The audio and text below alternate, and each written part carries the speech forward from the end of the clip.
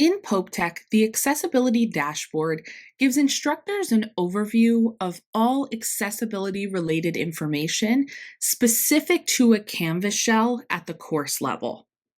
Today, we're going to go over two different ways to use the dashboard in this challenge. First, it's important that you find where Pope Tech Accessibility is located in your course navigation menu. If for some reason it's not showing, you can go to Settings, select Navigation, and enable Pope Tech Accessibility. Similar to all other options, you can also move it around depending on where you'd like it. A reminder that if you do make a change, you have to scroll all the way down and select Save. I'm going to return home and we're going to walk through how to use the accessibility dashboard. Today, I'm working in one of my sandbox courses, so please excuse the bit of a mess that you'll see in the course. However, the first thing I'm going to do is select Pope Tech Accessibility. This is going to bring up my dashboard specific to this course. So it's called the CATS Sandbox Dashboard. Normally, for a course populated through PAWS, it will have the semester ID, the course ID, and the course title. From here, we have two different ways to use Pope Tech to support your work in this challenge. The first option is to navigate through this section called the Overview. Here, we see the errors and alerts in a course. For example, if I was to click on Errors, it brings up a list of all the errors in my course. I see the info, which is the icon, the name, the count, so the number in my course, how many courses. This should say 1 because we are only working in our course level dashboard. And then this option for details and to open more. So for example, let's say I'm working on very low contrast, which is the first item in the challenge. I see that I have 13 counts of that across my course. I'm going to click here and select details. What this does is it brings up that we're working in my sandbox and errors, and it gives me information about very low contrast. This information is also available in our Pope Tech Challenge course, but this is a quick reminder. Now what I can do is scroll down and I can see by results. I'm working in errors, I'm working on very low contrast, and I'm working in my sandbox. Here again would be your course information. So what I can do is I can see a name of the page, the type of content block.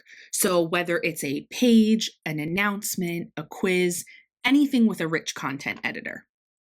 Count is the number of errors or alerts, in this case errors of very low contrast. The most important thing to do is select this Edit button. I'm going to click Edit, and what you'll notice is that it opens in a new tab the content block where I need to make changes.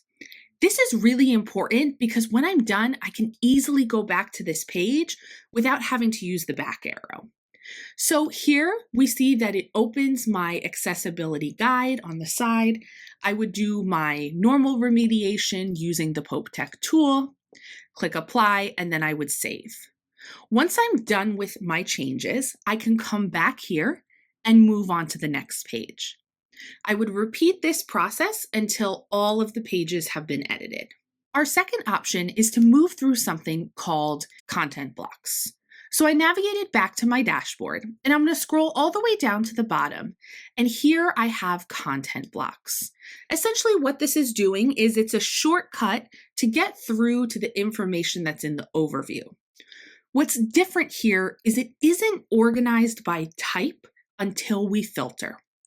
So for example, I'm going to come here to category, and here's where you're going to select errors or alerts, depending on what part of the challenge you're in. Since we went through errors in the other, I'll select alerts here. And then you'll see all the different result types you can select from. So depending on that week's module, let's say I want to work on editing any possible lists. I'm going to click this Apply button, which is the filter button.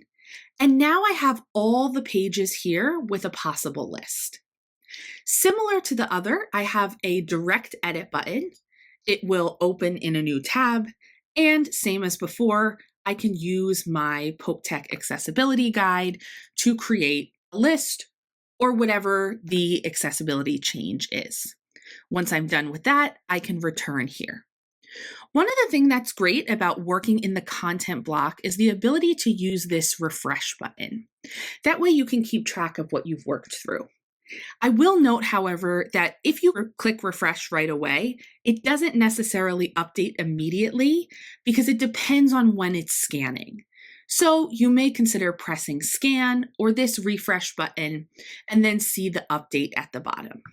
When you're ready to move on to the next type, let's say you're still looking at an alert, you can go to the next type, click apply, and I'll see here, for example, that I have no results, so I would not need to do anything with this alert. These are two different ways to filter information for the types of accessibility results we're working through in this challenge. If you have any questions, feel free to reach out.